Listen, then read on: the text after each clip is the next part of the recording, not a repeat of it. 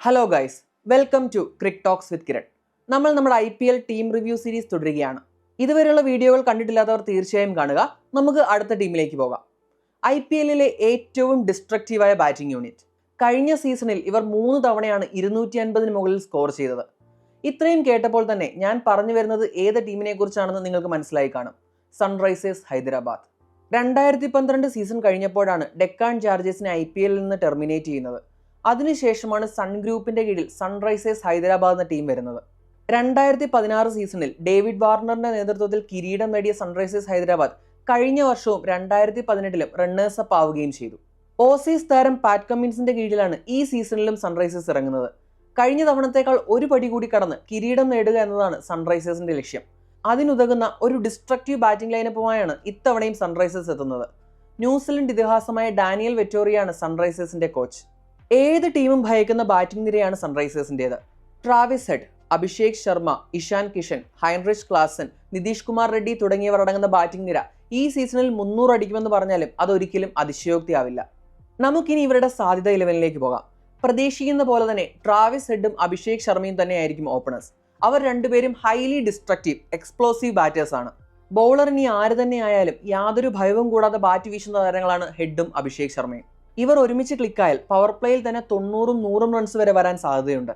One down ആയി Indian താരം ഇഷാൻ കിഷൻ ആയിരിക്കും എത്തുക. ഇഷാൻ കിഷൻ ഡിസ്ട്രക്റ്റീവ് ബാറ്ററാണ്. അതിനുശേഷം 4-ാമനായി സാഹചര്യം അനുസരിച്ച് നിതീഷ് റെഡ്ഡിക്കോ ഹൈൻറിച്ച് ക്ലാസിനോ ഇറങ്ങാവുന്നതാണ്. അവരെക്കുറിച്ചായാലും നമ്മൾ ഇനി അധികം പറയേണ്ട കാര്യമില്ല. ഹൈൻറിച്ച് ക്ലാസൻ മിഡിൽ ഓവേഴ്സിൽ one of the most dangerous ബാറ്ററാണ്. നിതീഷ് കുമാർ റെഡ്ഡിയുടെ ആയാലും കഴിഞ്ഞ സീസണിൽ പ്രകടനങ്ങൾ നമ്മൾ കണ്ടതാണ്. അപ്പോൾ ഈ ടോപ്പ് 5 എന്ന് പറയുന്നത് ഈ IPL തന്നെ ഏറ്റവും ഡിസ്ട്രക്റ്റീവ് ആയിട്ടുള്ള ടോപ്പ് 5 ആണെന്നതിൽ സംശയമില്ല. ഇനി ലോവർ മിഡിൽ ഓർഡർ വരുമ്പോൾ അഭിനവ് മനോഹർ GTക്ക് വേണ്ടി ചില നല്ല കെമിയോ റോൾസ് കളിച്ച താരമാണ്. അത് കഴിഞ്ഞ് നായകനായ Pat Cummins. Pat Cummins mainly ഒരു ബോളർ ആണെങ്കിലും ഒരു കേപ്പബിൾ ബാറ്റർ കൂടിയാണ്. നമുക്കൊരു ബോളിംഗ് ഓൾറൗണ്ടർ എന്ന് വിശേഷിപ്പിക്കാൻ കഴിയുന്ന താരമാണ് പാറ്റ് കമ്മിൻസ്. പാറ്റ് കമ്മിൻസും വേഗത്തിൽ റൺസ് കണ്ടെത്താൻ കഴിയുന്ന താരമാണ്. അതിനുശേഷം നമ്മൾ ബോളിംഗിലേക്ക് നോക്കുകയാണെങ്കിൽ ഹർഷൽ പട്ടേൽ, രാഹുൽ ചഹർ, മുഹമ്മദ് ഷമി, ആഡം സാംബ. ഹർഷൽ പട്ടേലും അല്പസ്വല്പമൊക്കെ ബാറ്റ് ചെയ്യും. അതുമാത്രമല്ല ഒരു പ്രോപ്പർ വിക്കറ്റ് ടേക്കർ കൂടിയാണ് ഹർഷൽ പട്ടേൽ. കുറച്ച് എക്സ്പെൻസീവ് ആവാൻ സാധ്യതയുള്ള ബോളർ ആണെങ്കിലും റെഗുലർ ഇന്റർവെൽസിൽ ഹർഷൽ പട്ടേൽ കൃത്യമായി വിക്കറ്റ് വീഴ്ത്താറുണ്ട്. പ്രത്യേകിച്ചും ഓപ്പോസിറ്റ് എൻഡിൽ റൺസ് ഒഴുക്ക് നിയന്ത്രിക്കാനായാൽ ബാറ്റർമാർ ഹർഷൽ പട്ടേലിനെ ടാർഗറ്റ് ചെയ്യുകയും വിക്കറ്റ് വീഴാനുള്ള സാധ്യത കൂടുകയും ചെയ്യും. ടീമിലെ മറ്റൊരു സ്ട്രൈക്ക് ബോളർ മുഹമ്മദ് ഷമിയാണ്. ഷമിക്ക് ഫിറ്റ്നസ് ഇഷ്യൂസ് ഉണ്ട്. പരിക്കിന് മുൻപുള്ള ആ ഒരു ഋതത്തിലേക്ക് മുഹമ്മദ് ഷമി ഇതുവരെയും മടങ്ങിയെത്തിയിട്ടില്ല. എങ്കിലും ചാമ്പ്യൻസ് ട്രോഫിയിൽ വിക്കറ്റ് വീഴ്ത്താൻ ഷമിക്ക് കഴിഞ്ഞിട്ടുണ്ട് എന്നത് SRHന് ആശ്വാസകരമായ ഒരു വാർത്തയാണ്. തന്റെ ഒരു പഴയ ഫോമിലേക്ക് തിരിച്ചെത്തിയാൽ അത് ഷമിയെ കൂടുതൽ അപകടകാരിയാക്കും. സ്പിൻ ഓപ്ഷൻസ് ആയിട്ടുള്ളത് ആഡം സാംബയും രാഹുൽ ചഹറുമാണ്. രണ്ടുപേരും എക്സ്പീരിയൻസ്ഡ് സ്പിന്നേഴ്സ് ആണ്. ഇനി ഇമ്പാക്ട് പ്ലെയറായ ഒരു ബോളറിനെയാണ് വേണ്ടതെങ്കിൽ ജയ്ദേവ് ഉനദ്കട്ടിനെയോ സിമർജിത് സിംഗിനെയോ യൂസ് ചെയ്യാം. ഇനി ഒരു ബാറ്ററിനെയാണ് വേണ്ടതെങ്കിൽ അഥർവ തൈദെ, അനികേത് വർമ്മ, പിന്നെ നമ്മുടെ സച്ചിൻ ബേബി, ഈ ഓപ്ഷൻസും SRHനുണ്ട്. അപ്പോൾ ആ ഓവറോൾ 11 നോക്കുമ്പോൾ വളരെ ഡേഞ്ചറസ് ആയിട്ടുള്ള സൈഡാണ്. പ്രത്യേകിച്ച് ഒരു ബാറ്റിംഗ് ഹെവി ടീം കൂടിയാണ് സൺറൈസേഴ്സ്. ഇനി എത്ര തന്നെ റൺസ് ഏത് ടീം സ്കോർ ചെയ്താലും അതിനെ ചേസ് ചെയ്യാൻ കെൽപ്പുള്ള, അതിനേക്കാൾ ഒരു 10-20 റൺസ് കൂടുതൽ സ്കോർ ചെയ്യാൻ കെൽപ്പുള്ള ബാറ്റിംഗ് നിരയാണ് സൺറൈസേഴ്സിൻ്റേത്. ഇങ്ങനെ ഒരു ബാറ്റിംഗ് ഹെവി ടീം വരുമ്പോൾ എവിടെയൊക്കെയായിരിക്കും അതിൻ്റെ ഒരു ഡിസഡ്വാൻറ്റേജസ്? പ്രത്യേകിച്ച് ബാറ്റിംഗിൽ നമുക്ക് നെഗറ്റീവ്സ് ഒന്നും കണ്ടെത്താൻ കഴിയില്ല. പിന്നെയുള്ളത് ബോളിങ്ങിലാണ്. ഞാൻ നേരത്തെ പറഞ്ഞതുപോലെ മുഹമ്മദ് ഷമി ആ പഴയൊരു ഫോമിലേക്ക് തിരികെ എത്തിയിട്ടില്ല. കഴിഞ്ഞ സീസണിൽ ഉണ്ടായിരുന്ന നടരാജൻ ഇപ്പോൾ ടീമിലില്ല. അപ്പോൾ ഡെത്ത് ഓവേഴ്സിൽ പ്രധാനമായും യൂസ് ചെയ്യാൻ പോകുന്നത് ഹർഷൽ പട്ടേലിനെ ആയിരിക്കും. Harshal Patel wicket taking capability ഉള്ള ബോളർ ആണെങ്കിലും എക്സ്പെൻസീവ് ആവാൻ സാധ്യതയുള്ള ബോളറാണ്. ഇനി കമ്മിൻസിന്റെ കാര്യം പറയുകയാണെങ്കിൽ റൺസ് ഒഴുക്ക് നിയന്ത്രിക്കുക എന്നൊരു ദൗത്യമായിരിക്കും കമ്മിൻസ് സ്വയം ഏൽപ്പിക്കുക. അത് കഴിഞ്ഞ സീസണിൽ നിന്ന് നമുക്ക് വ്യക്തമാണ്. ഇനി പവർ പ്ലേയിൽ തുടക്കത്തിൽ അടിപോയാൽ അതൊന്ന് കൺട്രോൾ ചെയ്യാനായി പാറ്റ് കമ്മിൻസ് വരും. ഇനി മിഡിൽ ഓവേഴ്സിൽ അതുപോലെ വേണമെങ്കിൽ 1-2 ഓവർ എറിയും. അതുപോലെ ഡെത്ത് ഓവേഴ്സിലും 1 ഓവർ എറിയും. അങ്ങനെയായിരിക്കും കമ്മിൻസ് സ്വയം യൂട്ടിലൈസ് ചെയ്യുക. കമ്മിൻസ് ആണ് ക്യാപ്റ്റൻ, അതുകൊണ്ട് തന്നെ ആ ഒരു രീതിയിലായിരിക്കും കമ്മിൻസ് സ്വയം യൂട്ടിലൈസ് ചെയ്യുക. പിന്നെയുള്ള ഫാസ്റ്റ് ബോളേഴ്സ് നമ്മൾ പറഞ്ഞതുപോലെ ഷമിയും ഹർഷൽ പട്ടേലുമാണ്. അപ്പോൾ ഡെത്ത് ഓവേഴ്സിൽ 2 ഓവർ മിക്കവാറും ഹർഷൽ പട്ടേൽ തന്നെയായിരിക്കും എറിയുക. അത് എക്സ്പെൻസീവ് ആവാൻ സാധ്യതയുണ്ട്. ഇനി സ്പിന്നേഴ്സിന്റെ കാര്യം പറഞ്ഞാൽ രാഹുൽ ചഹർ നമ്മുടെ യുസി ചഹലിനെ പോലൊരു പ്രോപ്പർ വിക്കറ്റ് ടേക്കിംഗ് ഓപ്ഷൻ അല്ല.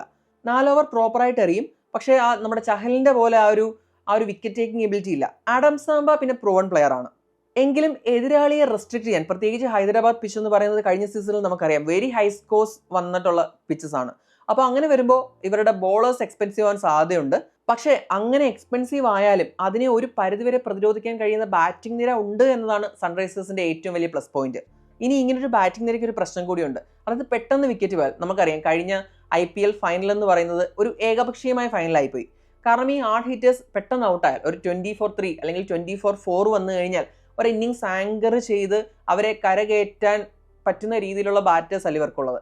അവർ വന്നിട്ട് ഫസ്റ്റ് ബോൾ തൊട്ടേ അടിക്കുക, ബൗണ്ടറിക്ക് വേണ്ടി ശ്രമിക്കുന്ന തരം ബാറ്റേഴ്സ് ആണുള്ളത്. അപ്പോൾ അങ്ങനെയുള്ളപ്പോൾ ഒരു 2-3 മാച്ചസിൽ ഈ ഒരു ബാറ്റിംഗ് നിര തകർന്നു പോകാനും സാധ്യതയുണ്ട്. പ്രത്യേകിച്ച് അത്ര ബാറ്റിംഗ് ഫ്രണ്ട്ലി അല്ലാത്ത പിച്ചസിൽ ഇതിനുവേണ്ടി ശ്രമിക്കുമ്പോൾ വിക്കറ്റ് പെട്ടെന്ന് പോവുകയും അതുപോലെ ഇപ്പം 250 വരുന്നത് പോലെ തന്നെ ഒരു 150 അല്ലെങ്കിൽ 130, 140, 140 ഓൾ ഔട്ട് ആവാൻ സാധ്യതയും ഉണ്ട്. അപ്പോൾ അതാണ് ഇതിൻ്റെ ഒരു ഡിസഡ്വാൻറ്റേജ്. പ്രത്യേകിച്ച് ഇത് സംഭവിക്കുന്നത് ഫൈനലിലാണെങ്കിൽ ആ കിരീടം തന്നെ കൈവിട്ടു പോകും. അതാണ് നമ്മൾ കഴിഞ്ഞ സീസണിൽ കണ്ടത്. കാരണം സ്ഥിരം 3 വട്ടം 250 സ്കോർ ചെയ്ത, നിരവധി തവണ 200 പ്ലസ് സ്കോർ ചെയ്ത ഒരു ടീമാണ് ഫൈനലിൽ മിച്ചൽ സ്റ്റാർക്കിൻ്റെ ആ ഒരു പവർ പ്ലേയിൽ തന്നെ മിച്ചൽ സ്റ്റാർക്ക് എറിഞ്ഞ് ഇട്ടത്. അപ്പം അങ്ങനത്തെ സിറ്റുവേഷൻസ് ഉണ്ടാവാൻ സാധ്യതയുണ്ട്. അപ്പോൾ അതാണ് എനിക്ക് ഈ ടീമിനെ പറ്റി പറയാനുള്ളത്.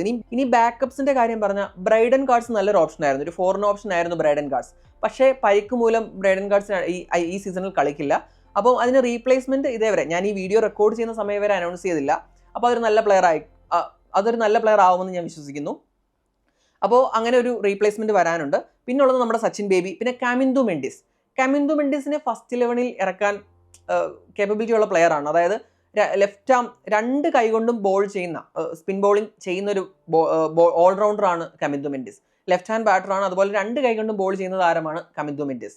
അപ്പോൾ ഇപ്പോൾ മാച്ചപ്സ് ഒക്കെ വരുമ്പോൾ അതിനനുസരിച്ച് ബോൾ ചെയ്യാൻ സാധ്യതയുണ്ട് കാമിന്ദു മെൻഡിസ്. അപ്പം വേറൊരു ഫോറിൻ പ്ലെയറിന് പകരം കാമിന്ദു മെൻഡിസിനെ ട്രൈ ചെയ്യാവുന്നതാണ്. പിന്നീടുള്ളത് ഞാൻ പറഞ്ഞത് ഉന്നത് കട്ട് സിമർജിത് സിംഗ് ആണ്. അവരെ നമുക്ക് ഇമ്പാക്ട് പ്ലെയർ ആയിട്ടോ അല്ലെങ്കിൽ ഏതെങ്കിലും നമ്മുടെ ഹർഷൽ പട്ടേലിനോ ഇനി മുഹമ്മദ് ഷമിക്ക് ഇഞ്ചുറി ട്രബിൾ ഉണ്ടെങ്കിൽ യൂസ് ചെയ്യാം. പക്ഷേ നമുക്ക് ഷമിയായിട്ട് കമ്പയർ ചെയ്യാൻ പറ്റില്ല. അപ്പോൾ ഒരു ലൈക്ക് എന്ന് പറയാൻ പറ്റില്ലെങ്കിലും ടീം കോമ്പിനേഷൻ വലിയ ഇഷ്യൂ ഉണ്ടാവാതെ നോക്കാൻ പറ്റും. അപ്പം ഇങ്ങനെയൊക്കെയാണ് ഇവരുടെ ഒരു ബാക്കപ്പ് ബെഞ്ച് സ്ട്രെങ്ത് വരുന്നത്. നമ്മുടെ സച്ചിൻ ബേബി എന്തായാലും ഫസ്റ്റ് 11ൽ വരാൻ സാധ്യത കാണുന്നില്ല. അപ്പോൾ ഇതാണ് എനിക്ക് ഇവരുടെ ഒരു ടീമിനെ പറ്റി തോന്നുന്നത്. ഇനി ഇവർ പ്ലേ ഓഫ് കളിക്കുമോ എന്ന് ചോദിച്ചാൽ എനിക്ക് തോന്നുന്നത് ഇവർ പ്ലേ ഓഫ് കളിക്കുമെന്ന് തന്നെയാണ്. അപ്പോൾ കഴിഞ്ഞ സീസണിൽ പല റിവ്യൂകളിലും ഇപ്പം പ്രത്യേകിച്ച് ക്രിക്ബസ് പോലുള്ള റിവ്യൂകളിൽ സൺറൈസേഴ്സിന് ഒരു പ്ലേ ഓഫ് ചാൻസ് ആരും പ്രവചിച്ചിരുന്നില്ല. പക്ഷെ അതിനെല്ലാം കാറ്റിൽ പറത്തിക്കൊണ്ട് അവർ പ്ലേ ഓഫിലെത്തി. ഈ സീസണിൽ നോക്കുകയാണെങ്കിൽ കഴിഞ്ഞ സീസണിലേക്കാൾ കുറച്ചുകൂടി ഒരു ചെറിയ രീതിയിലെങ്കിലും ഒരു അപ്ഗ്രേഡ് വന്ന ടീമാണ് ഇത്തവണ സൺറൈസേഴ്സ്. അതുകൊണ്ട് തന്നെ അവർ പ്ലേ ഓഫിൽ എത്തുമെന്ന് തന്നെയാണ് ഞാൻ വിശ്വസിക്കുന്നത്. ഇനി അവർ കപ്പ് എടുക്കുമോ എന്ന് ചോദിച്ചാൽ അത് ഉറപ്പില്ല. പക്ഷെ എന്നാലും അതിനുള്ള ടീമുണ്ട് അവർ. ഇനി ഞാൻ നേരത്തെ പറഞ്ഞ പോലെ ഇനി എത്ര തന്നെ റൺസ് സ്കോർ ചെയ്താലും അതിനെ ഓവർകം ചെയ്യാനുള്ള ഒരു ടീമുണ്ട്. പക്ഷെ പെട്ടെന്നൊരു കുറച്ച് വിക്കറ്റ്സ് പോയി ആ ഒരു ഇഷ്യൂ വന്നു കഴിഞ്ഞാൽ, അത് പ്രത്യേകിച്ച് നല്ല ബോളിംഗ് ടീമിനെതിരെ, അതായത് മുംബൈ പോലുള്ള ടീം, മുംബൈയുടെ നമ്മളുടെ റിവ്യൂ ഇനി വരുന്നുണ്ട്. അപ്പോൾ അതുപോലെയൊക്കെ മുംബൈ, അതുപോലെ നമ്മളിപ്പോൾ ചെന്നൈ ചെപ്പോക്കിൽ കളിക്കുമ്പോൾ അങ്ങനെയൊക്കെയുള്ള സ്ഥലങ്ങളിൽ പക്ഷേ ഇവർ പെട്ടുപോകാൻ സാധ്യതയുണ്ട്. ഞാൻ മുംബൈ ഗ്രൗണ്ടിലല്ല പറഞ്ഞത്, മുംബൈയുടെ ബോളിംഗ് നമുക്ക് നോക്കുകയാണെങ്കിൽ ബൂംറ, ബോൾട്ട്, അതുപോലെ പവർ പ്ലേയിൽ തന്നെ വിക്കറ്റ് ടേക്കിംഗ് ഓപ്ഷൻസ് ഉള്ള ബോളേഴ്സ് ഉണ്ട് മുംബൈക്ക്. അതുപോലെ നമ്മൾ ചെന്നൈയുടെ കാര്യം പറയുകയാണെങ്കിൽ സ്പിന്നിനെ തുടങ്ങുന്ന പിച്ചാണ്, ചെപ്പോക്കിലെ പിച്ചാണ്. അപ്പോൾ അങ്ങനെയുള്ള സ്ഥലങ്ങളിലും ഇങ്ങനെയുള്ള ബോളിംഗ് അറ്റാക്സിനെതിരെയൊക്കെ ഇവർക്ക് ചിലപ്പോൾ പണി കിട്ടാൻ സാധ്യതയുണ്ട്, കഴിഞ്ഞ ഫൈനലിൽ സ്റ്റാർക്കിൻ്റെ കയ്യിൽ നിന്ന് കിട്ടിയതുപോലെ. അപ്പോൾ എന്നാലും എൻ്റെ ഒരു അഭിപ്രായത്തിൽ ഹോം ഗ്രൗണ്ട് ഹൈദരാബാദിൽ ഒരു 7-5 കളിയെങ്കിലും ജയിക്കുകയാണെങ്കിൽ അവർ തീർച്ചയായിട്ടും പ്ലേ ഓഫിൽ വരാനുള്ള സാധ്യത ഞാൻ കാണുന്നുണ്ട്. ഇനി നിങ്ങളുടെ അഭിപ്രായം കമൻറ്റ് ചെയ്യുക. സൺറൈസേഴ്സിൻ്റെ പ്ലേയിങ് 11നെ കുറിച്ച് നിങ്ങൾക്ക് എന്താണ് അഭിപ്രായം? അവർ പ്ലേ ഓഫിൽ കടക്കുമെന്ന് നിങ്ങൾ വിചാരിക്കുന്നുണ്ടോ? കഴിഞ്ഞ തവണ ഫൈനലിൽ തോറ്റുപോയ അവർ കപ്പടിക്കുമോ? നിങ്ങളുടെ അഭിപ്രായം നിങ്ങൾ കമൻറ്റ് ചെയ്യുക. അടുത്ത വീഡിയോയിൽ നെക്സ്റ്റ് ടീമിൻ്റെ റിവ്യൂമായി നമുക്ക് വീണ്ടും കാണാം. Thanks for watching Cric Talks with Kiran.